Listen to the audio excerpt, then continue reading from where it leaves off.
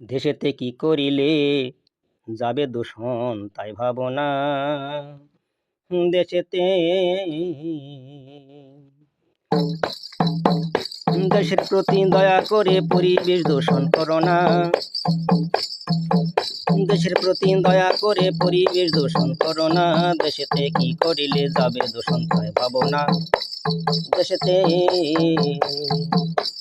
দেশের সকল জনগণ ওরে সবাই সচেতন, জেনে শুনে পরিবেশ দূষণ করো না। দেশেতে কি করিলে যাবে দূষণ তাই ভাবনা। দেশেতে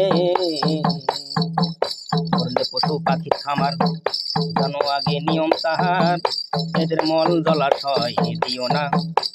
দেশেতে কি করিলে যাবে দূষণ তাই ভাবনা।